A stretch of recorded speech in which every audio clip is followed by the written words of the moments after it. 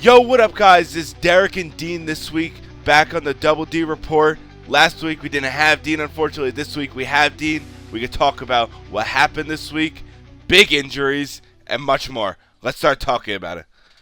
Dean, with week 2 just finishing up, is there any big games that you'd say that happened? Well, first and foremost, I'd like to say that I'm happy to be back. Derek kicked me off the podcast Oh, briefly, but fuck you. we found out for the best that it is that I be here because, it's Derek, let's be honest here. But there were a lot of great games this week, and I think one in particular caught my eye. And you know what? That was the Monday night game. No, That fuck was you. Fuck the you. Eagles and the Atlanta Falcons, You're a piece and of I shit. think that one really was special to watch, and most importantly, it was enjoyable to watch. Well, I say this in the most respectful way possible. Go fuck yourself. Mm, Uh, naturally. I'm very pissed off about that game. Obviously, because our defense, who I was just bragging about last week, after a great week, after I thought it was a good week 1 performance, actually just shit the bed. I feel like what they did was they said, all right, let's just leave them open and let them score. Darius Slay, a veteran, getting cooked up by Drake London. I'm not saying Drake London's bad or anything, but what I saw in that game was a disgrace on the defensive front. We pay Vic Fangio a stupid amount of money. He should not be letting that happen. I'm sorry, but that's horrible. Well, I honestly think the biggest takeaway from that game is the Falcons didn't win that game. The Eagles lost that game, right? There's a big difference. That could have been one of the worst coaching performances I've seen in quite some time from Sirianni. There was so many mistakes. Well, first, to put your point about the defense, they didn't blitz nearly enough. No. You're right. They gave him way too much time in the pocket for a guy who in week 1 and even in week 2 just showed in Kirk Cousins. He's still not completely 100% in terms of trying to go outside the pocket. So why would you not blitz him and try to get him in the pocket?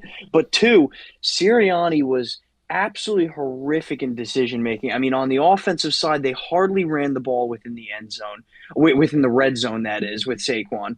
They went for it on 4th down in the first instead of kicking a field goal, which is just giving points away at that point, considering it is the first and, it's not big crunch time or anything like that. And then obviously the end of that drive was horrible. You can argue all you want about Saquon dropping the pass or not, but in that situation, you have to run the ball Yeah. to get off as much clock as possible. I just think it was an absolute disaster class from Sirianni. And, well, on a personal note, it brought a little bit of a tear to my eye just to see a little bit of happiness from this NFL season. There's also another thing I'd say. I'm a massive Eagles fan. Probably, I'm a huge Eagle fan. I just don't like how there's some Eagles fans who are turning the blame on Saquon for dropping Mm. that pass when had a good game.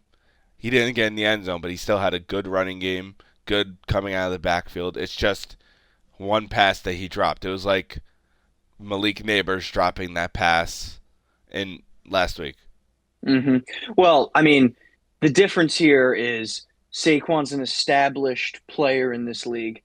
He just got paid a ton of money, $12, $13 million a year to come over to this team that is quote unquote Super Bowl caliber. I just, Neighbors, on the other, I will not take any slander. The kid made a mistake. It's his rookie year. He had a great game. He showed everything that Giants fans have been hoping for. Yes, he dropped that pass at the end, which probably would have led to a scoring drive. Obviously, the Giants didn't have their kicker the entire game because Gano decided to, completely destroy his hamstring on the opening kickoff. But you still would have probably had a good chance to drive down the field. But that game is no place and way.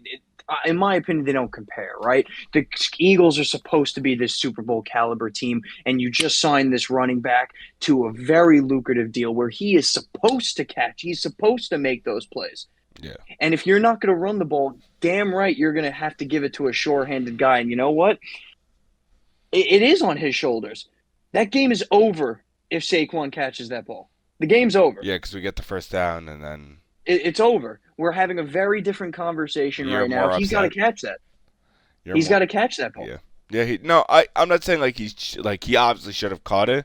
I just feel like that what like the Eagles fans are like. I feel like they're putting most of the blame on him when that was only partial to blame. If you know what I Well, mean. Eagles fans are horrible anyway, so we're going to Hey, get past that. hey, But hey, from a hey. fantasy perspective, also a very disappointing game because Bijan and Saquon had a ton of holes. They ran the ball phenomenally. Behind, both offensive lines looked dynamic, very Yeah. impressive, but not one of them got a touchdown, which is very surprising in a game that really, emphasized on those two running backs in that matchup. So, from a fantasy perspective, a little disappointing. I don't really think anybody per se went off fantasy wise within that game. I mean, you could say Devontae. Mooney at the end with that long touchdown, but I'm not really sure many people, in PPR leagues are starting Mooney unless you got caught in the injury bug. But definitely not exactly a great fantasy performance. London, I'm sure, made a lot of people happy at the end, but a lot to be desired for on both sides of the ball. Coming from the for the fantasy aspect of it, like the only person who I'd say like I'm not even trying to gaslight him because I think he did have the best game like stats wise Here we is go. Devontae Smith. No, I'm not kidding. Well, I mean, I He would had 20. hope he did, He had he especially had when 20 AJ Brown points. is out. He had 20 fantasy points. So I feel like that's the best that was on that field. I believe. Well, I mean, he had to have been. He was the big man on campus. I mean, AJ Brown's out not only this week, but a couple of weeks moving forward. Oh, So he's going to have to step up in the wide receiving core. don't fucking get me started. The injuries is for that's we need to talk about that after we're done talking about this. That's Absolutely. But glad we got that game out of the way. That brought a lot of joy to a sorrowful NFL season ahead for myself as a Giants fan. Um, I do still think the Eagles have a ton of potential. Do I think at this point in the season, it is only week 2, so let's calm the brakes a little bit, but did they look like a Super Bowl caliber team the first 2 weeks? Absolutely no. not. A lot of work to be done. And definitely a positive direction for Atlanta, by the way. All the Atlanta fans out there, you should be extremely pleased with the way that last drive went. Hopefully they implement a little bit more of that, continuity and fluidness in their offense moving forward. Yeah. One thing I will say is like that drive at the end was very good by them. Like it was a very good drive. They knew I thought that they were gonna get caught up when Mooney didn't go out of bounds that one play, but like Yep. it was they drove down the field system. Well, it was a veteran quarterback going down the field. He's been in his situations. He knows what And he's he doing. showed it. Yep. He showed it. It was perfect. I mean, I'm not sure how many people out there, or even if you did, Derek. I watched the Manning cast on Monday I nights. did. I mean, they pretty much explained word for word what needed to happen, and then it did happen, right? Exactly. When you're going into a 2-minute drive down by a touchdown, heading into the fourth quarter and towards the end of the game, first play you just try to get positive yards, and then you just try to continuously get receptions out of bounds, and they did perfect. They got the long plays. They got the first down on the first reception with Pitts. It was just a flawless execution, and you got to give a lot of props. Yeah. I unfortunately had to give a lot of props. Tough loss for the Eagles, but it's only week 2. We're gonna move on. It's not like it's Agreed. week like 10, 11, like later on down the year. We're not even halfway through the year. We'll be fine. Put this Yep. past and move on. One thing from my side that made my fucking Sunday was seeing the Dallas Cowboys getting smacked Yes. on national television Yep. against the New Orleans Saints. Yeah, I'm turning the game off. Yep. It also, How about them Cowboys? oh my god, dude, that was. I feel like Christmas came early. Seeing the Cowboys getting spanked is just the best. It's the best feeling. It actually is. It is a great feeling. I mean, I'm hoping all you Cowboys fans out there loved your new paid quarterback, Eric Prescott. Looked fucking garbage, and he is garbage. But He's you had fucking to pay horrible. him. I get it, whatever. But my goodness, the New Orleans Saints, ladies and gentlemen, absolutely demolishing teams these first 2 weeks. Their offense looks, Unstoppable. something out of a movie. And it's, Derek Carr, start the car, ladies and gentlemen, please. dude, this someone needs to check him for PEDs. He needs to get drug tested. I'm sorry, It's but this impressive. motherfucker needs to get drug tested. It's impressive, and not to even mention, going into a fantasy perspective too, Kamara absolutely went nuclear. Oh my god, Nuclear. dude, they couldn't tackle him. Like No. the one like highlight that from the game, like obviously the 56-yard untouched receiving touchdown. That was nice. But I think it was his last touchdown he scored, to where he went through like that hole. Everyone thought he was tackled, and then we just see him pop up and run into the end zone. Look, Kamara has always been a great back. Last year, obviously, he got suspended the first 4 games and then, was kind of iffy. And I don't think that was more in part on him, more in part on just a declining and very, unfocused New Orleans Saints team and offense. But I mean, if this keeps up, and this is without, keep in mind, the first 2 weeks, Olave really hasn't done much. It's been You know, Rashid Shaheed. it's unbelievable. I mean, he is completely spreading the ball around. Kamara has taken MVP-like strides to carry this team on offense. It's a very impressive win, and it once again, while the Giants lost and they suck ass, another happy week for me as a Giants fan with the Dallas Cowboys not only losing but kind of getting humiliated. And oh God, Jerry's world must be feeling good this week. That was their first home loss. They had a 16-game winning streak, Yep. and they got embarrassed. Oh my! It was amazing. It was the best thing in the world. Like, Felt good to watch, I'll say that. and the funny thing is, it was like so sad because I was going to Sunday. I'm like this. The Cowboys are getting demolished. I was thinking in my head, all right, the Eagles are gonna win, and we're gonna be at top of the division. Now, the New York Giants are a game out. Damn right we are. Go G-Men. Woo! Woo, woo. Our defense is top tier shit. It's I understand, like, obviously we are look at our teams, the Cowboys, the Eagles, high powered like teams, but we just consistently play like shit. We're never like what we say we are. So far, it is most definitely the NFC least. Oh my god, yeah. I mean, Judge, we can kind of pivot right now, very quickly to the Giants, quote unquote Redskins game. Sorry, Commanders for all you phonies out there, but that game just epitomized how bad not only the Giants are, but both teams are. I mean, the Giants, I believe I read this correctly, are the first team ever to score 3 touchdowns, not allow an opposing touchdown, and lose the game. I think that is newfound levels of suckage that you can't even comprehend. As a fan watching the game, God only knows what the organization feels. John Mara must wake up every morning in a hot sweat and just want to absolutely kill himself. Oh, 100%.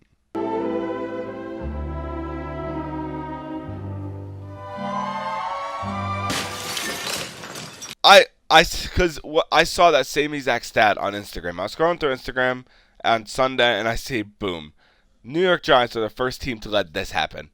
And I'm like, oh my god. I didn't even realize, because the way the score was, that they didn't score a touchdown.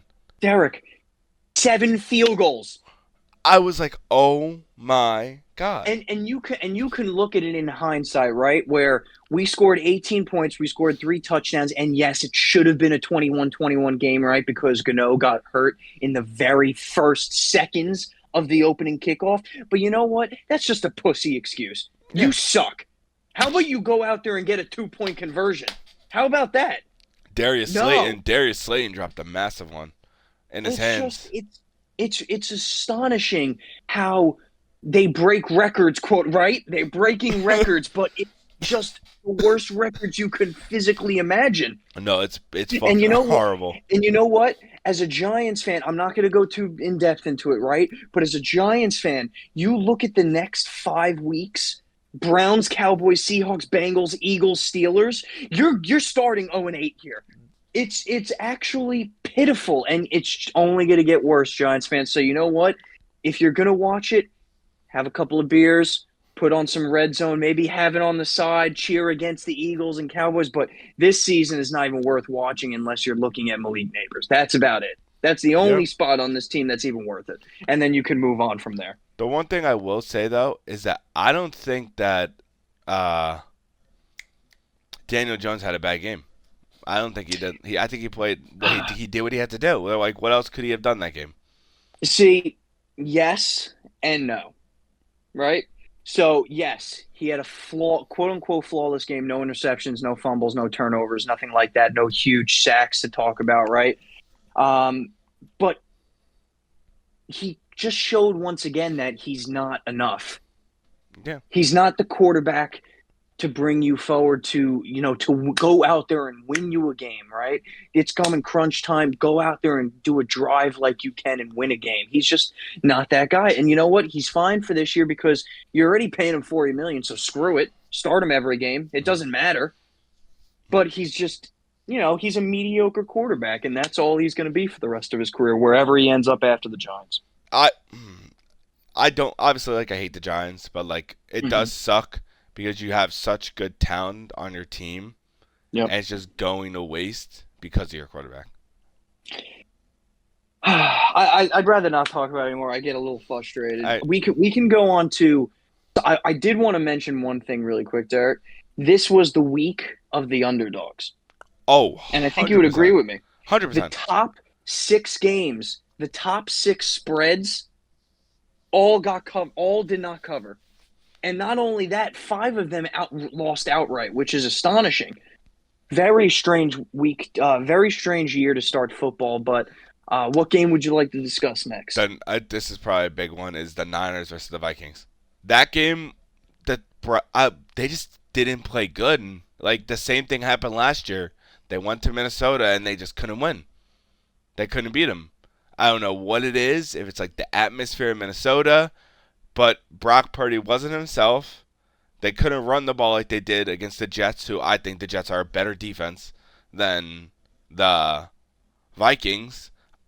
Me personally, I just didn't understand, what the fuck? Yeah, no, very strange, like you said. I think it kind of showed that the 49ers do have a chink in their arm. Their flaw is beyond CMC. Yeah. I mean, Jordan Mason didn't have a bad game at all. He went 100 yards for a touchdown. I mean, he's filling in nicely while CMC is out for however long, whether it be 8 weeks or some reports are saying the full year, depending on how he reacts. Which is insane. But I mean, I think their team showed some flaws.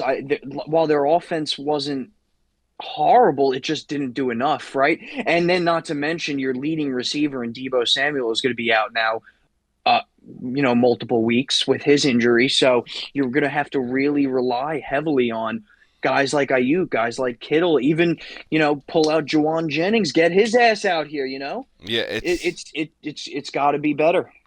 It's just, and also Purdy did not play good that game. He was inconsistent on his throws. He underthrew a couple of people. Obviously, he had his pick. One of the picks, I wouldn't blame on him. It was a bad tip and then a pick. But the other one was just a blatant pick. And not to mention he did get sacked 6 times. Yeah, which is shocking from that offense. That's a great offensive line. Like you said, whether that's on the offensive line or whether that's on him just staying in the pocket too long and not throwing the ball away. I think they do have to address one of them in the upcoming weeks. But on the other side of the ball, you can also look. Am I being crazy? Is Sam Darnold actually good? Dude, the thing, I was thinking about this, and I was like, am I living in a fever dream? Is he actually, good? Is it because he actually has weapons to throw to? Is that why? He has Justin Jefferson. Let's calm down with the weapons to throw to. It's just Justin Jefferson the first 2 weeks. He's making the Jalen Naylor look like a stud over here. He's making Trent Sheffield Sr. catch passes. So it's not just J-Jeff. Obviously, that helps having the best receiver in the NFL, right? Yeah. But, from everything I've seen, it's pretty impressive the first couple of weeks. I know. And the thing is, they're mixing in the run game, too, with Aaron Jones and Ty Chandler, to where they're both getting, split carries. Obviously, it sucks for fantasy owners, but, That's Yep. still very good. It's still very good production from both running backs, which is always if you have a good run game, you have a good pass game. It's the truth. It takes a lot of pressure off your quarterback. And I don't is the Vikings defense good? Is that like we're not discussing? Is the Vikings defense actually good? I mean, they definitely have a very above average, if not elite, defensive line.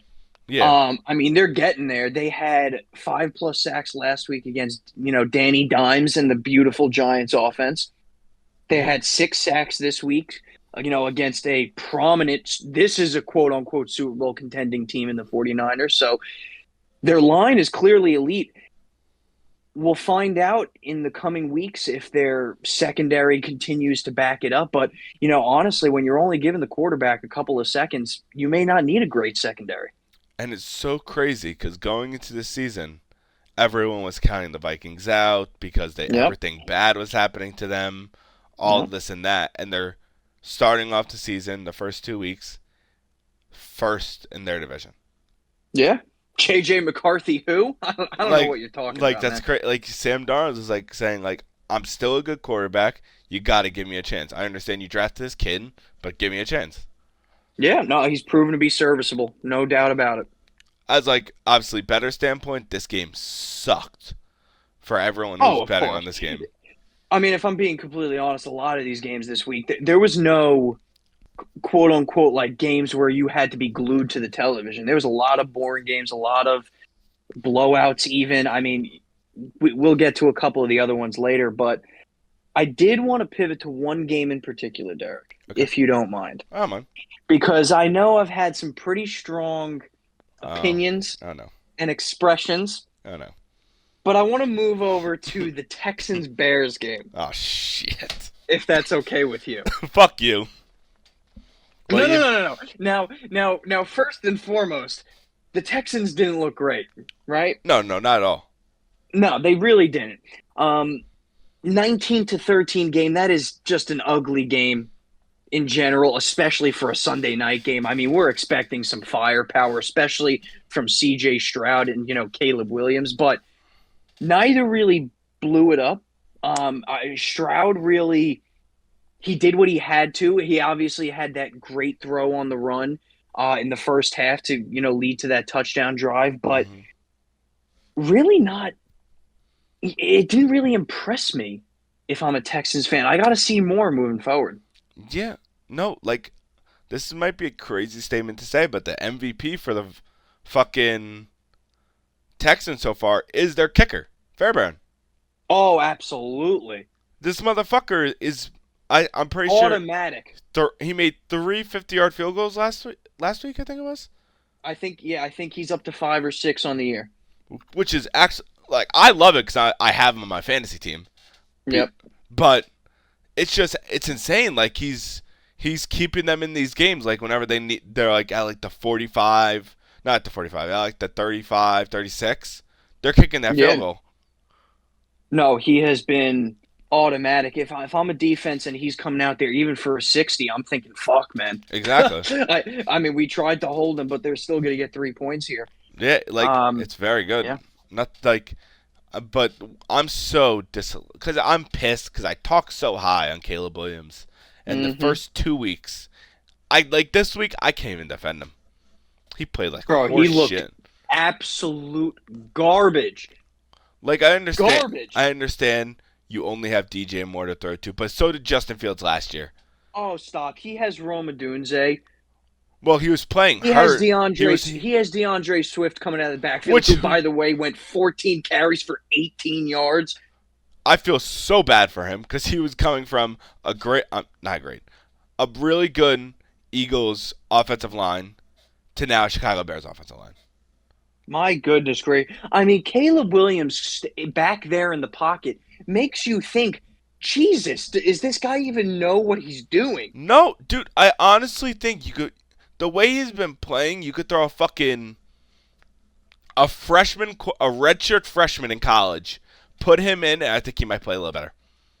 I mean, some of the throws that he made, especially the 2 interceptions in the second half, you're looking at the screen and you are screaming at your television as why are you even doing that? You're already running around back there for dear life. Just throw the goddamn ball away and do a punt. It's better than taking an interception where you're just heaving it back there. Yeah, it's just it makes no. It's just like the Derek Stingley pick on the one that Derek Stingley. It was a great pick by him, but severely underthrown. Like I don't know who. If you see like the back coverage on it, he was throwing it into double coverage. The window that he had was like this. It was so small to even make that pass. Like you have to be an elite quarterback, which he not is. He's not. He's not an elite quarterback. Look, this is his first 2 weeks in the NFL. There is obviously a huge learning curve, right? Yeah. You're going from a college team who, to be fair, faltered in their last year anyway while he was there. Oh yeah. And then you're going into a new system with a new coach, new weapons all around you, a completely new offense. So, yes, there's a learning curve, but my God, these first 2 weeks, it almost looks like the lights are a little bit too bright where he's pressing. And you know what? Maybe it has to do with the light shining off his fingernails. Yeah. You never know. I don't know. Maybe he should focus less on doing some of this prima donna shit. Oh my fucking God. Dressing pregame. Oh my fucking going on God. TikTok. How about you go out there and put a couple of days hard work and practice There's one thing. and actually learn to throw the ball away instead of just heaving it downfield and saying, I hope DJ Moore's there. And mind you, DJ Moore's 5'10". He's short. I'm not saying like, no, I think he's a little shorter than 5'10". Nope. He might be 5'9". He's a great wide receiver. I'm not saying he isn't. But 50-50 balls aren't his forte. He's a route runner. Very, very disappointing. I think the coaches have a lot to work with on him.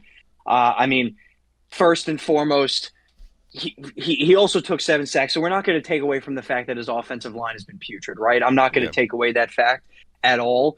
But I think the first things first is coaches got to look at him and be like, you got to keep us in this game. So if you're going to take a sack, if you're in trouble, just throw the ball away. Exactly. Like there's no need to take a sack, no need to throw an interception, throw the ball away, live another down, see what you can do. But I mean, for the love of God, man, like do better.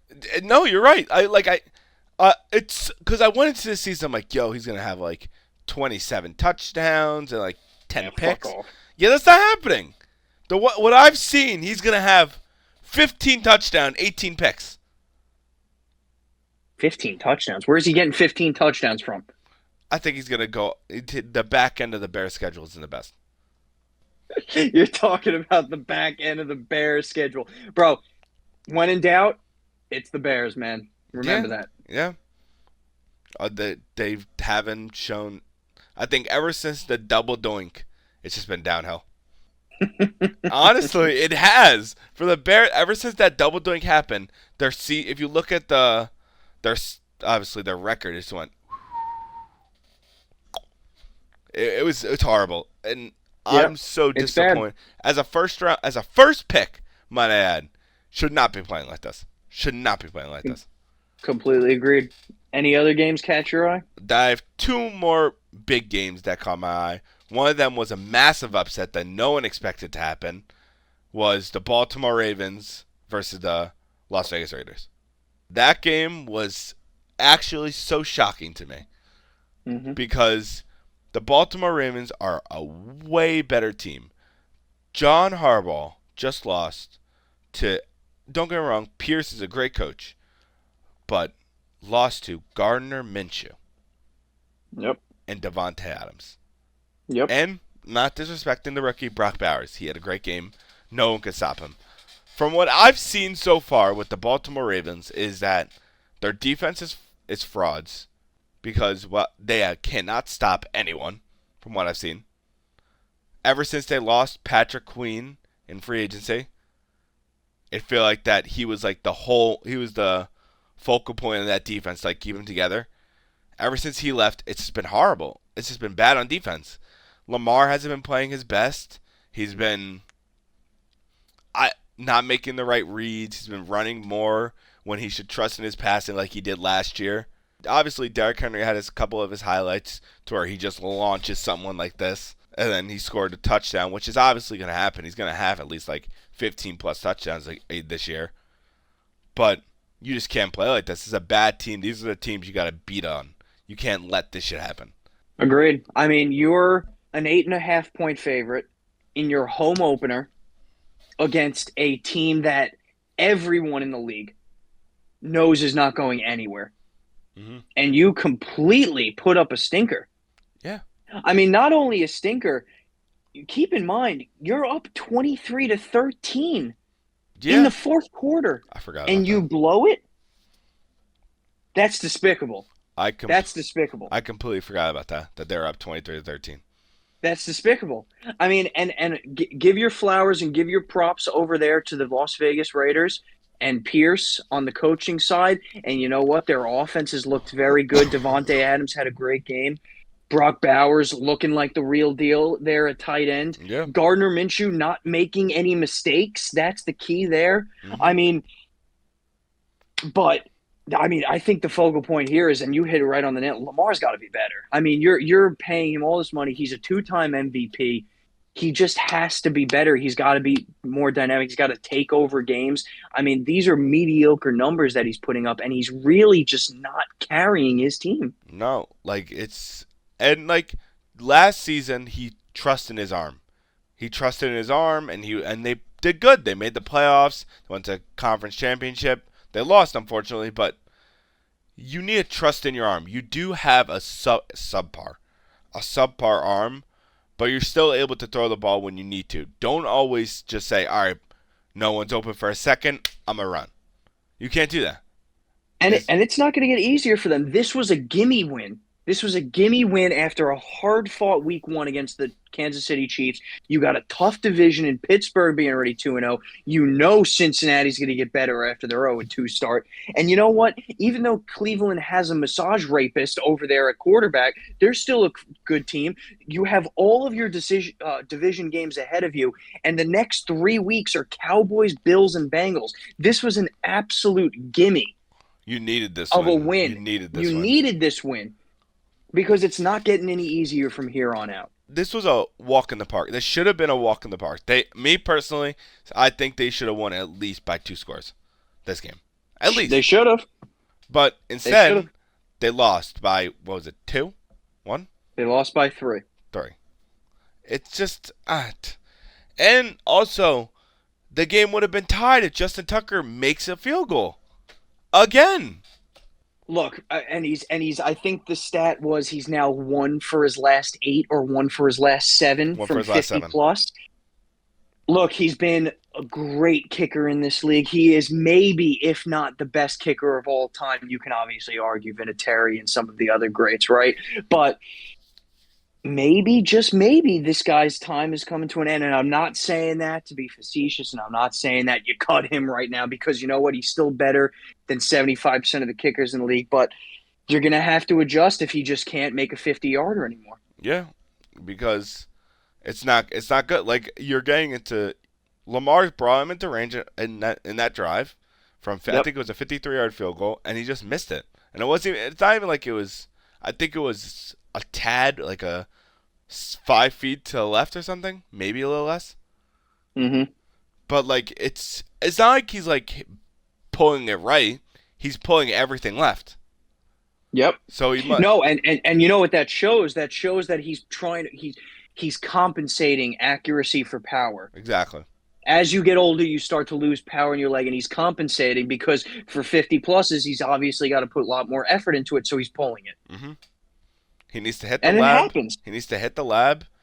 He can work on his kicking, which is hard to say for Justin Tucker, but everyone's got to do it, and he'll be fine. I think he will straighten it back out, but obviously these first 2 weeks were brutal because they did lose by 3, and that game could have been tied. Easily. One other game that I think we should talk about is a big rivalry game between the Bengals and the Chiefs. Me, as in hating the life out of Patrick Mahomes. I am so pissed off at the Bengals because they just played so fucking stupid. Like, it's like some of these players just like lose their mind during the game. They're like, all right, I'm just gonna be a fucking moron and just do stupid shit, like Jamar Chase, for Yep. example. What the fuck are you doing? You're trying to get paid. You're trying to prove that, oh, I'm better than Justin Jefferson. You would never see Justin Jefferson do that. Justin Jefferson would never do that within a 10-foot fucking pole. Instead, you get in fucking McDuffie's face after he did, mind you, it was contact, a lot of contact. Nothing you could do about it. That's the NFL. You get angry, you get in his face, and then you get in the ref's face. What are you doing? It's been look, it's been showing in his during the week press conferences with reporters. He's clearly frustrated about the contract situation. He's clearly frustrated with the Cincinnati Bengals. But that being said, like you put it perfectly, you're trying to prove. Now, this is a prove it year, right? You're going to want a large contract. You're not going to sign any sort of franchise tender or anything like that. You're going to get paid after this year. You got to go out there and prove it. You got to be a professional. You got to go out there, catch the damn ball, be a professional, not take stupid penalties like this where it literally is going to cost your team. And keep in mind, in this game in particular, the Cincinnati Bengals had every opportunity to win this game. Patrick Mahomes had a horrible game. The Chiefs had a horrible game. The Chiefs had a horrible game. They really did, and they handed it to them. And I'm not one for this because I typically don't talk about penalties at the end of the game. Yes, the Chiefs got bailed out once again, right, with that pass interference at the end. Yes, it was a pass interference, but you can't put yourself in that position if you're the Cincinnati Bengals when Patrick Mahomes had such a bad game. You got to 100%. put it away way before that. They had so many opportunities in the red zone when they were in the red zone where they could have, or on the brink of getting it on their side of the 50, on the Chiefs side of the 50, but just stupid mistakes, holdings. Dude, there was a lot of flags during that game, a lot. There's been a lot of flags in the NFL in general this year, which is annoying to watch as an NFL fan. But what can we do? It's gonna happen. It's not like it's stupid like that. I haven't seen that many stupid penalties. I've seen a lot of like illegal formation. I've seen a lot of illegal formations. ton of illegal formations. It's like NFL coaches just forgot how to line up properly. I'm like, what the fuck? Yeah, I mean, and I think that contributes to just overall offense being down to start the year. I think touchdown passes are at an all-time low through 2 weeks. Yeah.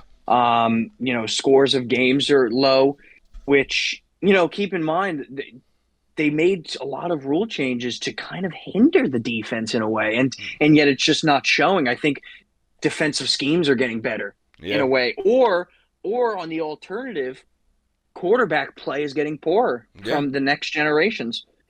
I think it is a bit of a tipsy-turvy, kind of see which way it goes. But the one takeaway is, if you're a Cincinnati fan, thank God Joe Burrow looked good. His wrist looked fine. He's clearly getting better, week over week, from week 1 to week 2. I think the Cincinnati Bengals are going to be fine. This is the third straight year, mind you, that they've started 0-2. Mm-hmm. So I don't think it's any cause for concern. And you did just play, the defending Super Bowl champ, so it's nothing to hang your hat over. It's definitely you should have won, but move forward, get on to the next one, win the next one, keep it moving, because like we mentioned with the Ravens, they're in a tough division. It's not going to get any easier. Not at all. It's because as I genuinely thought, like during that game, I was like, all right, the Bengals are going to win, and that's happy for me because I hate the Chiefs. But just the stupid penalty, like that safety, I'm pretty sure it was a safety, did not have to go that early. He could have waited. Obviously, it's heat of the moment. You can't control it, and you saw Joe Burrow's reaction on the sideline, the high and then the instant low as soon as he made contact. He knew it was a flag. It's not like it was a bad call. It was a good call. He got there extremely early, and it does happen, but it's just annoying that it constantly happens to the Chiefs. Because this year, from what I've seen, I haven't seen the best out of the Chiefs. Not yet. And that's the scary part. They're 2-0. Which they haven't played. I haven't seen them play good at all. One player who stands out on their team is obviously I'm pretty sure his first name is Rashid Rice. Yes. Yeah, Rashid Rice. He's played good. A touchdown both games. good Look, that's the good scary part. They yards. played two really good teams, and they beat both of them while not even being close to their best. Exactly. Not even close. That's the scary part for the NFL. And before we move forward on to next things, I did want to mention two quick things, and you can counteract them, or you can mention some stuff of your own. One, first and foremost, thank the gods above that Bryce Young is finally done. Whether that be for just a week to get his mind right, or whether that be for the rest of his life to go work at Chick-fil-A. Thank God, because he looked horrible, and he continues to look horrible, and so do the Panthers. So I hope he stays on the sideline and thinks about what he did as a miniature midget, Oh my because fucking god. over there in Cardinal land, the other midget looks like an absolute stud Yeah. in Kyler Murray. Fucking And that was a very impressive win against a Rams team that is just completely depleted at this point on offense, losing both Cooper Kupp and Puka now. Stafford's just going to have to start throwing the ball to someone from the chain gang or run just it. to get Or them run in. it. They have a Or good running run the back. hell out of it. But I did want to mention the Bryce Young thing. I'm very happy that the Panthers made that decision. That's the first big boy decision of the new Panthers regime, and I think it's going to pay off, honestly, because let's be honest here, Derek, they're not going to get any worse. Yeah. And the one other thing that I wanted to mention was the Jacksonville Jaguars. Oh, Woof. My goodness. I mean, horrible. I get it. You know, a lot of things happened this offseason where they didn't go your way, where, you know, you voluntarily let go and didn't go pursue Calvin Ridley anymore, but It makes no sense. But they're going to have to really up their game. And you know what? I think the one avenue I see that they can is they have to do a better job in the run game. I mean, Travis Etienne is just not running the ball enough, and you're passing the ball 30 times a game, and it's clearly not working because you have – once again, also, by the way, Christian Kirk, an absolute stinker, one reception for -1 yards. You got to get him into – he's your highest paid receiver. I know Brian Thomas looks good, but you got to get Kirk into it. I think they just have to completely overhaul their offense and do a different scheme moving forward. But that was my two things that I wanted to go over before we go into the next segment. But I'm just going to, quickly just – one of the things might not be quick. I'm just going to quickly, react to what you were saying. Kyler Murray, standout game. Great game against that's a great team to beat a divisional game, to absolutely blow them out. Had only threw 4 incomplete passes, which is fucking insane. And It's funny, the 4 incomplete passes they threw to were to Marvin Harrison,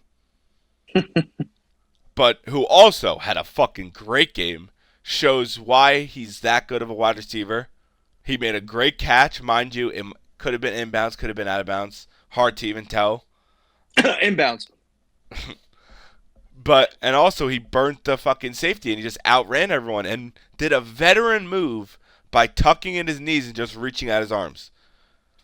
It's a great move. You gotta applaud it. They played great, and hopefully I'm not even a Cardinals fan. I hope they play good. I hope their offense is clicking and it's dynamic when it does click. I mean, Kyler Murray he's literally runs around back there, and you think for the love of God he's going to get sacked or something, and then he pulls a magic hat out of his ass. James Conner looks great on the ground. Marvin Harrison had a breakout game, which is what you want to see, like you said. And then my man Trey McBride finally starting to get things going. You can see that he's still one of Kyler's favorite targets. So really great to see from the Arizona Cardinals. The last 2 things I want to bring up is obviously the Jaguars. This is a point that I'm shocked you didn't bring up. I genuinely think that if the Jaguars don't have a good season this year, Doug Peterson gets fired. Because from what obviously he's had his good moments, but then he also has his bad moments to where they have a good running back. Run the goddamn football. I understand you have Trevor Lawrence, who has a very good arm, but don't fucking just chuck it every time. It's obviously not working. Run the ball. Give Etienne 20 carries, 17 plus. He should be getting that. He's a great running back, and even passed him out of the backfield. He's one of the best receiving backs in the league. It makes no sense. It's irresponsible coaching, and obviously Lawrence isn't playing good at all either. He's not helping his defense, putting him in bad situations. I want to move on from that point and go on to the Bryce Young point. I do have an extremely hot take. And one thing I will say, I do think it was smart to bench him. But I think that Bryce Young is getting too much hatred than what he should. Purely because if you look at his team the past 2 years, obviously he had Adam Thielen last year. But the poor kid has I'm saying maybe 2.5 seconds to throw the ball. Maybe a little less than that. He's he doesn't have time to set his feet. He's constantly running outside the pocket, which at Alabama, he wasn't running out of the pocket and throwing the ball. He was staying stationary in the pocket and throwing it. You need to help the kid out. You cannot put him. Can't put him in a situation with that bad of a team. No argument that the Carolina Panthers are by far the worst team. They're basically an AFL team. I think they're maybe even be worse than an AFL team. But Jesus, Bryce Young, in my opinion, is dookie. And when you watch it, it kind of shows, at least the last couple of weeks, and sure, that can attest to having a horrible team around you and running for your dear life. But, and maybe I'm wrong, and I know you mentioned this in our last podcast when we were together. He had a good game, last year against Green Bay, but he hasn't shown anything to me. I'm sorry. I'm sorry. I could be wrong. He has not shown any flashes, no promises. He's not even taking it into his own hands. He's just running around back there like a chicken with his head cut off. I think the benching is the best thing for the Carolina Panthers, and definitely, to your point, it's definitely the best thing for him at this moment. Maybe he'll get a reset, go back in there in a few weeks, and maybe clear his head and maybe come out playing better. Because the kid has a lot of talent. I know he does have a lot of talent. He could throw the ball. Me personally, I just think you can't put a quarterback. Like, there's no reason why last year he should have started week 1. That's the one thing. I don't like how coaches are doing that, throwing these young quarterbacks into the fucking playing field instantly. Let them watch a veteran play, see how they play, practice, study the system, and then play. Do what they did with Mahomes. Look how Mahomes turned out. He's a fucking... Obviously, he's going to be a Hall of Famer. Like, I don't even think... I was going to say... Of course, and you know what? It's all Alex Smith. Yeah, which is crazy. And it also helps because they have a great coach. They had a great coach. All right, to move on from this topic, we got to talk about a big thing that happened on Thursday night. Tua with his 3rd concussion. Me, personally, the main part of this topic, shouldn't he retire? Or should he keep on playing? Me personally, I think it's not even a debate that he should retire. Because you have a family. You should be worrying about your fucking family and not being an idiot and just keep on playing a sport that causes CTE. Look at Antonio Brown right now. Don't get me wrong, what he's doing on X or whatever, Twitter, whatever the fuck you want to call it, it's hilarious. But you cannot risk your life. No, look, I'm going to agree with you on this one. I do think he should retire at some point. They obviously just put him on IR, which, I mean, that's obviously smart. You're not going to put him in as soon as he clears concussion protocol, which he will, but he's got to see a lot of neurologists. I mean, this is to the point where it's not even like he got hit hard. He kind of just ran into Damar Hamlin and then just went down and collapsed. So at this point, it's about your health. At this point, it's about your family, like you said. This guy's already set. He has, I think, fact check me if you want, but I'm pretty sure he has over $160 million in guaranteed. So even if he is going to retire, or go on to, a commissioner's exempt list for retirement, he's still going to get paid. Yeah. He's still going to be fine for the rest of his life and for his family's life. He should not be thinking at all about the team right now. If you're the team, damn right you want him back on the field, right? You spent all this money for him, but at the same time, you can't put him out there if he's going to hinder your performance. So it's a very, very tough argument to make. You can make the argument from Tua's perspective where damn right he should retire. You can make the perspective from the Dolphins where who else do they turn to if not Tua? You're not going to keep Skylar Thompson in there for the rest of the time, especially when you're in the absolute prime of Tyreek Hill and Jalen Waddle's careers. Yeah. Not to mention a star in the making running back and a chain. So you're going to have to do something at the quarterback. To your question, simple answer, yes, he should retire. The non-simple answer, the Dolphins are going to have to go out there and trade for somebody. I was just about to say that. I think like this, even though he had a bad preseason game, you gotta trade for a young guy. You can't go for a fucking older guy because that's not gonna do anything. I trade for Trey Lance. I'd go to the Cowboys, send him like a fifth and a sixth, and get Trey Lance. So you could definitely go that route. I know I've been hearing a lot in my ear or on Twitter over the past 24 hours to go get Ryan Tannehill as well, which you can do. There's nothing wrong with that. I just think you gotta go rookie, not a younger guy. Then I don't see. think I'm gonna err on the side of you go an older guy, and here's why: only because, like I said, you have these dynamic offensive players in their prime. You need somebody who can go in there right away and compete right away. Because you know what? If I'm the Dolphins, I don't want to just throw this year away. Mm-hmm. I don't. You're just wasting another year of these guys, and that's not something you want to do. So you got to look on the market. You got to see if there's any good free agents out there. You know what? Maybe it sounds crazy, but maybe even consider giving, and I believe he's on, I don't want to be wrong here, but I think he's on the Colts now. Maybe give them a call about Joe Flacco. Fuck it. Because he looked great with the Browns last year. You got to do something now and here because you're 1-1. It's still within reach. The Jets are only 1-1. The Bills look good, but there's a lot of potential on this team to be good, and I don't think you could just go on wasting it. You just like I don't understand why he keeps on putting me personally. This concussion that Tua had was his fault. You're an NFL quarterback. There's rules set to protect you. I don't understand why you're leading with your head. You're not a fucking Derrick Henry. You're not a Cam Newton. You're not a fucking Anthony Richardson, who's a big guy. You're not Jalen Hurts, who's a big guy. Yep. You're small. You lost a lot of weight this offseason. You cannot lead with your head. And I understand, obviously it's going against Damar Hamlin. He's a skinny safety. He's not like a strong safety, but he's a skinny safety who's obviously fast and can make tackles. But just don't put yourself in that situation. The simple thing is here, slide.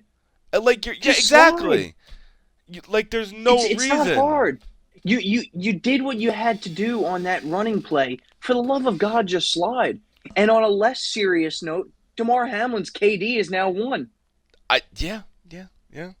Good for him. You know what? Go out there, go back in the game, and get yours, kid. Oh, my God. Dude, he came back from the gulag. You win this fight and you return to the front line. But if you lose, you're done here. You're up, soldier. Go sort this fucker out. Yeah, you kicked their ass. He really did. He came back from the gulag. Don't get me wrong. I was and don't misconstrue this, people. I'm not being a dickhead. Yeah, but no. Damar Hamlin, let's go. It's just obviously and this is the one thing I do want to say though. It's extremely fucked up on what people are doing to Damar Hamlin. Because I've seen on X or Twitter, whatever the fuck you want to call it, just people going at him saying, fuck you, you caused this, you're a bad player, you're cancer to the NFL, all this bad shit. No, it's just if he died, it wouldn't have happened. No, I'm kidding. Yes. Completely idiotic of these people to be saying that he in any way, shape, or form caused it. He didn't even lead with his head. He was literally just standing there. Yeah, Tua ducked into his head.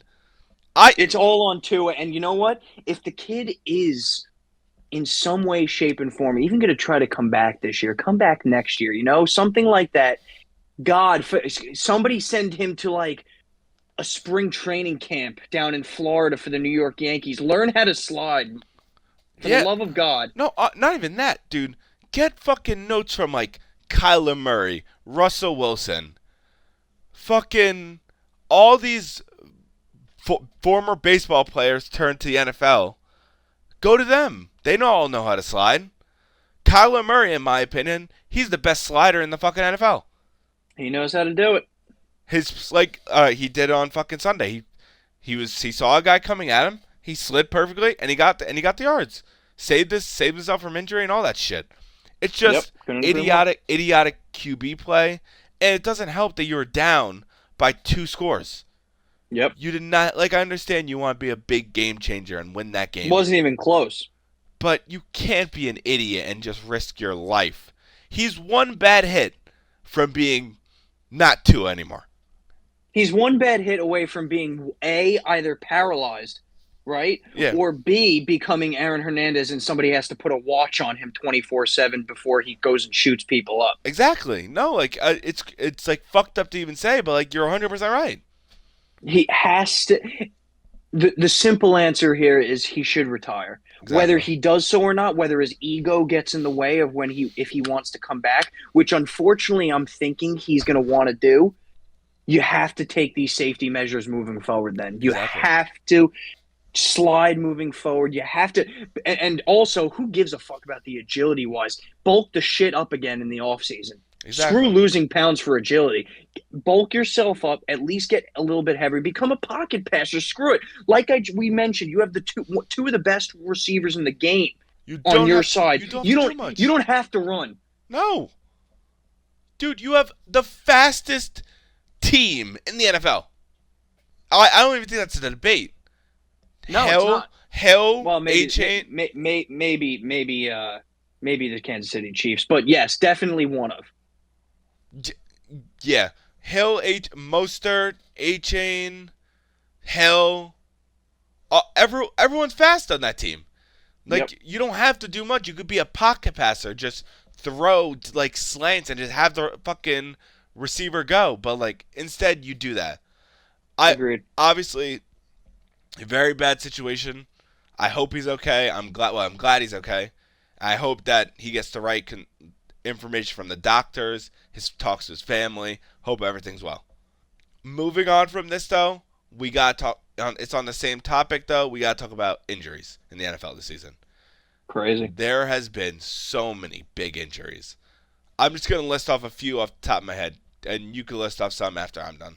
Sure. Isaiah Pacheco, Puka, Cooper Kupp, Nick Bosa, who else? CMC, Hollywood Brown, AJ Brown.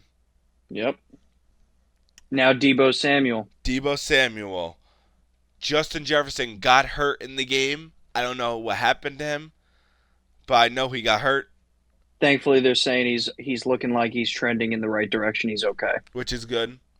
And even before the season, J.J. McCarthy. Like, I was thinking about this before I even hopped on this. Like, literally just before we hopped on this. Yep. At what point do you blame the training staff or do you blame the players? Or not even the players, the field. The turf field. So, it's tough to say. We don't have to go into the full list, but there was another few like Keenan Allen, like T. Higgins. These are dynamic players this year and I'm sure everybody in the world knows who plays fantasy. These guys are dropping every week, and I feel like more high-skilled players are going down than in years past. I think it's a similar argument to what baseball is with injuries of pitchers, where these guys, as we get older and as the world around us progresses, they're getting stronger, they're getting faster, they're getting more agile. But with these, more weightlifting, right, where you have more of a muscle mass, you get more muscle injuries, you get more calf strains, you get more hammy pulls. That's just what happens. That's what invites this. When you're more agile with all of these cuts and jukes and moves, that's where your ankles come into play. That's where your ACLs come into play. That's where your MCLs and your Achilles come into play.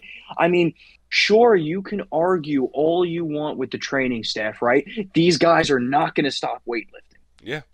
They're not going to stop doing all these agility trainings. They're just not.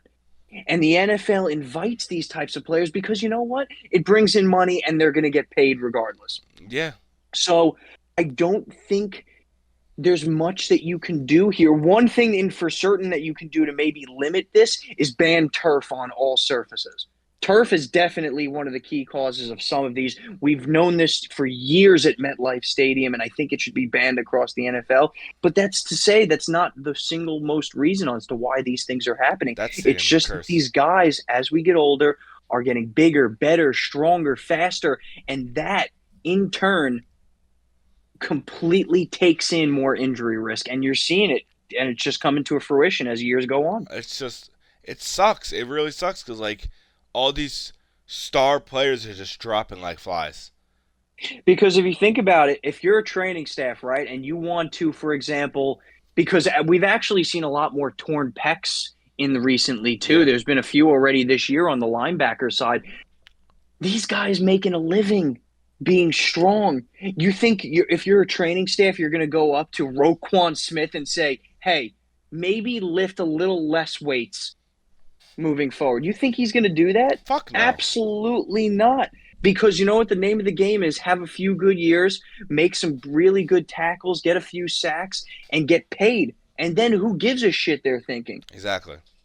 That's what all these kids are thinking too when they come up from these college and high schools. That's all they're thinking. They're just trying to get paid. So they're going to do everything in their power to get faster, stronger. And once again, that invites injury. And that's just the way it is. It sucks. It really does. And obviously fantasy, like, and there's one player who we it also sucks for forgot fantasy. about, who Jordan Love, a young quarterback, got hurt off of a stupid field. We should have never been playing in Brazil. That's my opinion. I don't think playing in Brazil helped anyone. But besides like all like the NFL like endorsers and shit, but that's stupid. It shouldn't be like international over there. But that bad field caused a lot of people slipping. We're lucky not that many players. Actually, yeah, not that many players got hurt in that game. Only I could think of Jordan Love and think like a couple of tackles. On a tackle, he came back, and then a guard for the Packers. It's just, it's just a bad coincidence. And also, there's one thing I will say though, like MetLife is the biggest curse because of that turf. So many big injuries. I think like I saw like a map. Someone posted a map and like pointed out every big injury that happened there. Like there was a Nick Bosa torn ACL. Sterling Shepard ACL, fucking Odell Beckham, Saquon Barkley, Aaron Rodgers. The list goes on. Turf is, and it's proven. It's basically proven at this point because turf gives you absolutely no give when you're stepping into the ground. Exactly. You're basically stepping on concrete. So when these guys put their foot in the ground, there's no give, and their legs are just popping. Especially for wide receivers. I'm not sure how the NFL has not made a decision on this just league-wide and put grass in. I don't give a shit that it's more expensive. I don't care that you have to hire maintenance crews. You're one of the most expensive and profitable franchises in the world. You can afford to hire some landscapers. 100%. Should I do it? Pay me! Damn right you would. Hell yeah. Like, at some point, that's a good point you brought up. We should also be putting the blame on the NFL because, in my eyes, how I see it now is that they're really not protecting the wide receivers of the world because you're running on turf field, you're going like this, and then you're making sharp cuts. On one sharp cut, that could be your ACL tearing. And that's a non-contact injury, which happens all the time in MetLife. Crazy. It's moving on from this annoying topic in my eyes. We got to talk about fantasy for a bit. Just a smaller topic. Big standout players for this week. We already spoke about a couple. Kamara, Marvin Harrison. Is there any other people who popped in your head who you thought like, holy shit, these players pulled through for fantasy this week? Well, this week in general, obviously what you just said, the Kamaras of the world. 44 points in a PPR league is absolutely absurd, and I'm hoping out there for some of you that he made a large difference because I'm sure he did. Marvin Harrison, while he didn't have a great second half, he had almost all of his points in the first half. He still put out there 29. Couple others.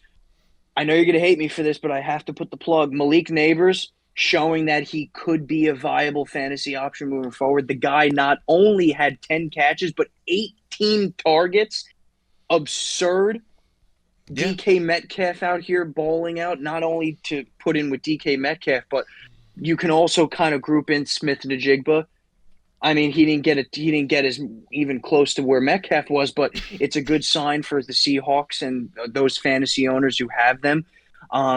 Tight end side of things, I think you really got to consider now, even if he's on your bench, depending on who your starter is. Brock Bowers, clearly a target monster now on the Raiders, who are trying to pull up.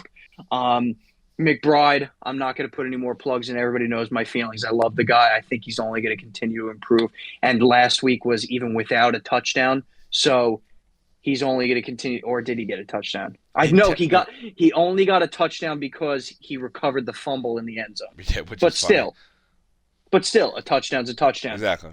And then obviously your notables. I mean, a chain continues to be a savage, especially if Mostert is out another week. I mean, going to get 25 plus points again. Those are really my standouts. Is there anybody, Derek, in your eyes that you would stay away from going into week 3? Oh, stay away from. It's tough. I'm a quarterback standpoint. I'd say one person who hasn't been playing like the best. Obviously, you have Patrick Mahomes. Fantasy-wise, hasn't been playing good. Yep. He turning over the ball.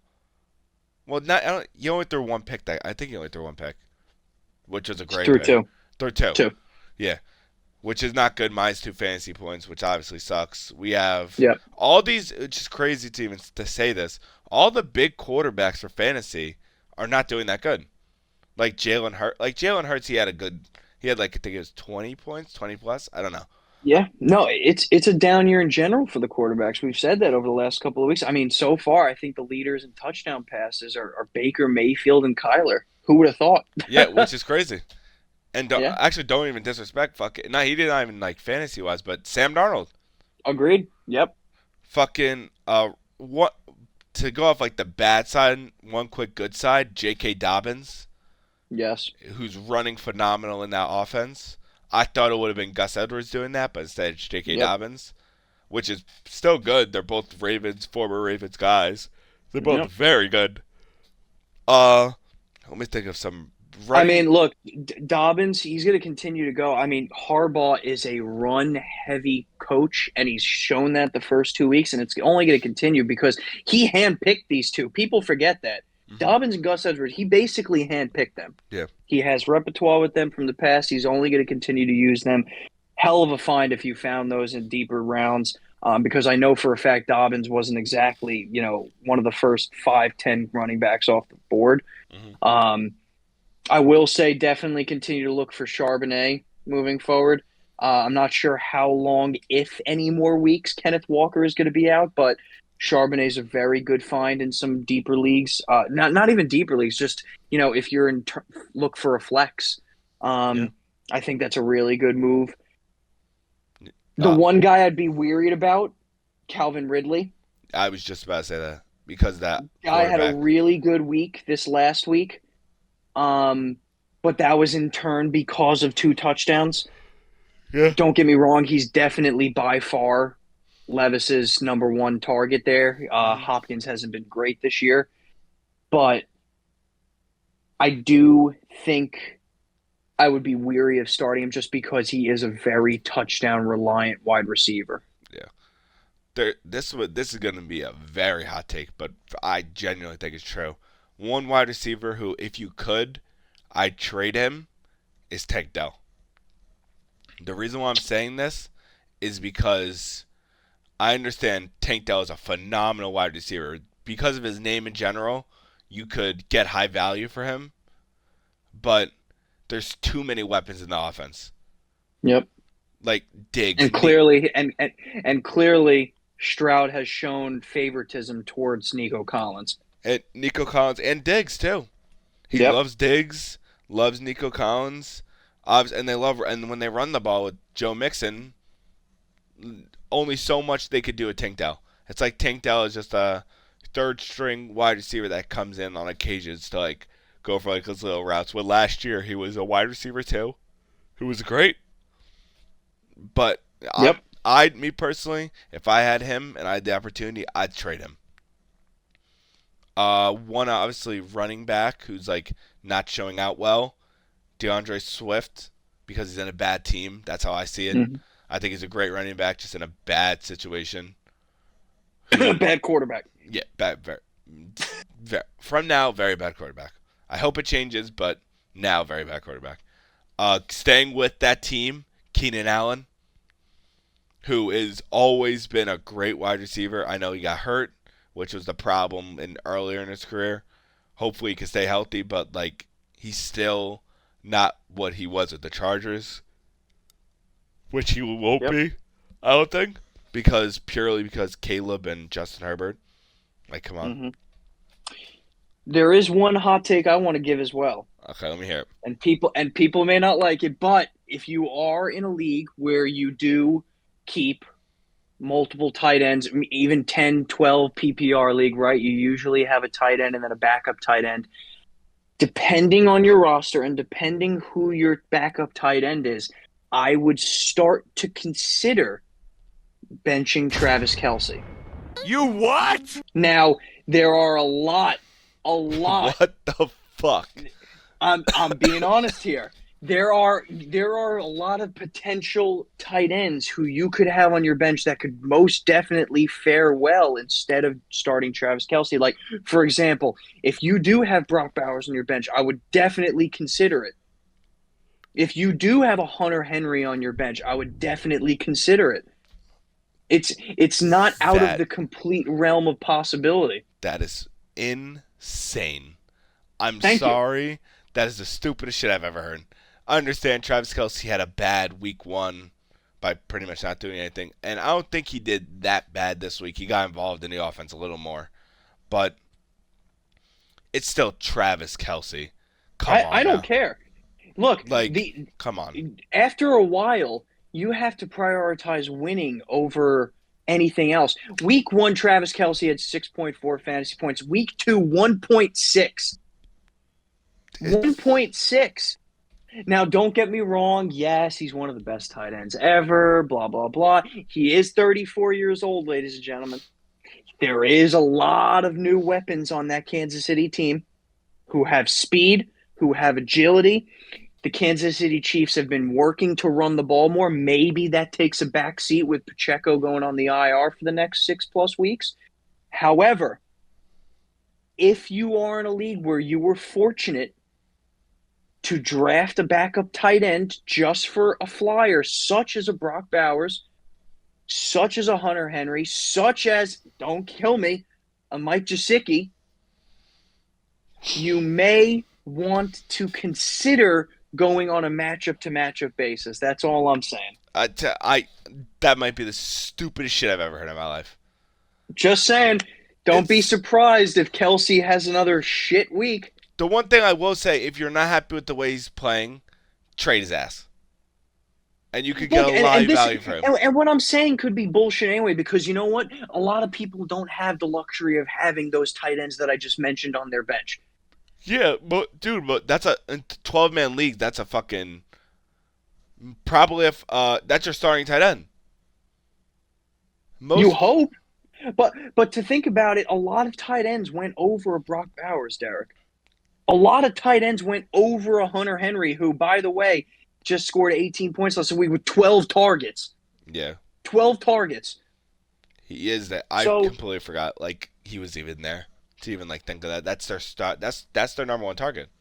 That's their stud in New England. So I mean, look, I am not saying in any way, shape, or form to bench Travis Kelce. I'm saying to consider it moving forward on a matchup-to-matchup basis if Kelce continues to have lackluster performances.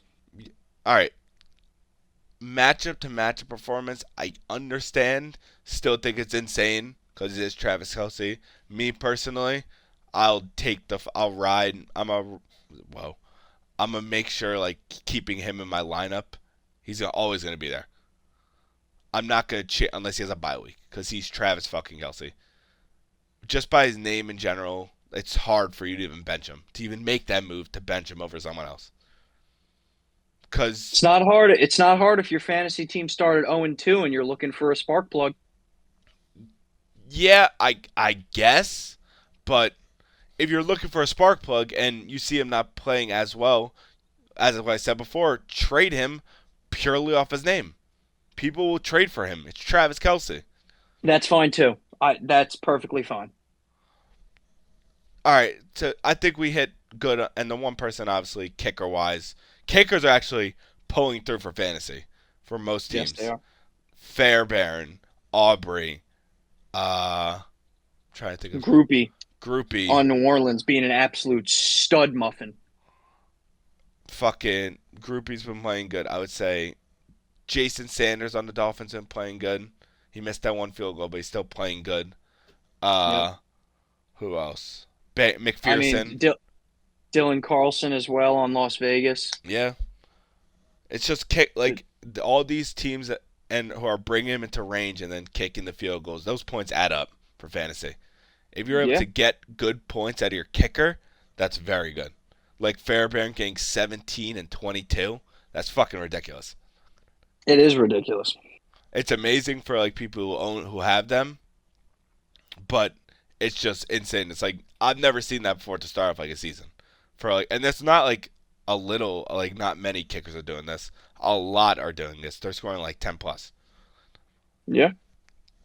All right, to move on from this, we're going to go on to the last topic, which is week 3 predictions, but we have a new format, and I want you to explain this because I don't want to mess it up.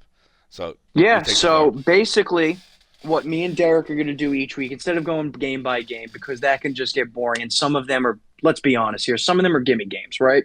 So what we're going to attempt to do here is, and we're going to have a long-standing track record of what we say on here, because there will be a punishment of some sort at the end of the year, which me and Derek will discuss and then foreclose to the viewers at home at some additional time. But we're each going to choose 3 games that we like spread-wise and choose the team that we want to take spread. So it is more or less a betting format, because obviously we can take money lines. Like, for example, this week, if you're a smart betting man, right, you want to take the Buccaneers or the Broncos money line, but that's not going to get you any money. So we're going to take a spread instead to at least make it even odds for you. That being said, also, then we're going to take our quote-unquote survivor pick, our lock of the week. We'll also continue to keep track of those. Like, I know, for example, I got absolutely fucked in the asshole week 1 when I took the Giants. We'll continue that going into this week and weeks going past. But, Derek, would you like to start with your spreads, or would you like me to start? I'm going to start with mine. Okay. All right. And just correct me if I'm wrong. For the lock, that's any other game. It's not like out of the 3 we picked. That lock is any money line game that you want. Okay. All right. That's good. All right. So my first pick is the Eagles plus 2.5, because they're going against the New Orleans Saints this week, who are hot. I do think that the Eagles are a better team than the Saints in general. Yep. I think taking the Eagles plus 2.5 is obviously great to get 2.5 out of the Eagles. So I think that's, in my opinion, I think this is like a great like pick for bettors and all that shit. I don't know if the odds are going to change or if they're going to stay that way. But if it stays like this, I'd pick them. Do you want to go pick for pick, or you want to go me do my 3 and then you do your 3 and then we do our lock? We can go pick for pick. All right, so you go next. My first one, going to start it off right off the bat on Thursday Night Football. The New England Patriots plus 6.5. God damn. Against the New York Jets. The Patriots have played surprisingly well under their new head coach this year. The Jets have played surprisingly poorly. Yeah. With Aaron Rodgers coming back. The Patriots, no matter who is in quarterback, no matter what's going on, always play well against the Jets. I'm going to take New England Patriots plus 6.5. I think that could be one of the easier ones in my eyes for the week. All right, yeah, that's a good one. The only one thing I'll say like to counteract that is probably it is Aaron Rodgers is due for a big game, and it would be against a division game I, next I didn't season. ask. I didn't ask you to counteract it. I don't like you to begin with. Okay, all right, go fuck yourself. All right, moving on. I'll do my second pick. I'm gonna take Cool. the Ravens -1. I think that the Ravens are gonna win that game. Mm-hmm. So, I think it's fair to take them -1 because only losing 1 point from that game is not gonna kill anyone. I don't think. Yep. It's not gonna affect like the betters. Like you could throw that in like a 3-leg parlay, and that would be Yep. perfectly fine. So that's my That. pick. That's Yep. my pick too. That's completely fair. My second pick is going to be the Las Vegas Raiders You go. taking 5.5 points over the Carolina Panthers. I hate to break it to you, Carolina fans. A new quarterback is not going to change the fact that your team is absolute dog shit. The Raiders are coming off a massive, massive upset win against the Baltimore Ravens. They are going to be at home in Las Vegas. Gardner Minshew continuing to push forward. Carolina Panthers continuing to be a peewee football team, taking the Raiders -5.5. All right. That's a good one. My next pick is I'm gonna take the Texans. Think it's -2.5. I believe. Let me just double check the spread. Yeah, I can double check it for Texans you as minus two well. and a half. Yes. Yep. And they're going against a Vikings team who is hot, but I think the Texans are a better team. They should win that game. So, wow. So you're calling Minnesota fraudulent? Oh, 150%. I think like Sam Darnold's going to show his true colors. Let's be real. If he doesn't show his true colors this week against this good of team, if the Vikings win this week, Yep. I don't know what the fuck I would do. I would, and with Eagles lose, I might shoot myself. That would be a pretty sight, wouldn't it? Yeah, for you, not me. I'm going to go my third pick. The line just moved a little bit. It was 2.5, but now it's 3. I'm going to take the Green Bay Packers +3 Okay. against the Tennessee Titans. I'm not sure what basis the bookies have on having the Titans favored in this game. Malik Willis. I get it. Yes, I do. That Malik Willis is still in there starting. However, I still don't understand it. Will Levis seems to make a mistake every single week. LaFleur, even though he had Malik Willis last week, still came up with a phenomenal game plan for him, and they were able to upset a Colts team that expected to win. So that's why I'm going to take the Green Bay Packers +3. All right. I think it's a good pick. All right, so now it's up to our locks, correct? Yes, Derek, who is your absolute lock survivor pick of the week? All right. I'm picking this team purely off of the way the opposing team has been playing. I'm picking the Colts as my lock. Wow. I'm going against Caleb, and I'm going with Anthony Richardson and the Colts. I feel like Pittman is going to have a great game this week. He's going to show out finally. He's due. I think Jonathan Taylor will obviously do his job, and Anthony Richardson will show how good of a quarterback he truly is. Love it. I finally got Derek on the hater train with the Chicago Bears. Put one in the column for Dean, ladies and gentlemen. Put one in the column. Fuck you. That being said, my lock of the week got off to a good start so far this year is going to be the Seattle Seahawks over the Miami Dolphins.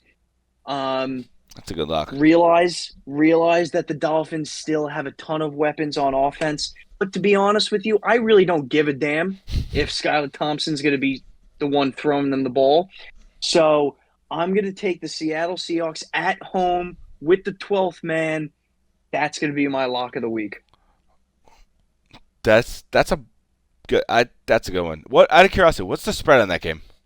It is 5.5 the last time I checked in favor of the Seahawks. I actually just double-checked now. The line moved slightly. It's now 4.5 in favor of the Seahawks. So that means basically A lot of people are taking the Miami Dolphins. They were taking them at +5.5. So the line's moving in the opposite direction of what I'm Shit, I thinking. might take. I Shocking. might do an alternate spread and take like a fucking plus like 7.5 on that game. But that's me being a Yep. fucking degenerate. Derek, want to add one more thing, if you don't mind. Okay, no, go. I want to add each week, and me and you can discuss it moving forward. But I want to add each week a baller of the week, I like it. and this could be in not only football, but it could be in any single category of human life. So sport or life. Sport, human life. It could be All right. congratulations on that pretty young female over there for getting laid for the first time. It could be as random as that. All right, I'm fine. I fuck with that. I'm fine with that. Okay, well, I'm going to give you my ball of the week, and it is going to stay sports related, Okay. and it's going to go over to the Major League Baseball Association. Mm-hmm. Back on August 22nd, which is, mind you, a little bit 3-4 weeks ago, Come. the Detroit Tigers were 9.5 games out of a playoff spot, out of a wild card spot. As of Monday, September 16th, the Detroit Tigers are now 1.5 games out of a playoff spot. I want to give them my baller of the week for going not only 7-3 in their last 10, but making up 8 games in the last 3 weeks to have a chance to make the playoffs. The Detroit Tigers, you are my sexy ballers of the week. That's a good one. So you're basing off of like how they did during the week. During the week, or if you want to give a shout out to somebody, I think that's good. Like, for example, Derek. I have mine in my head already.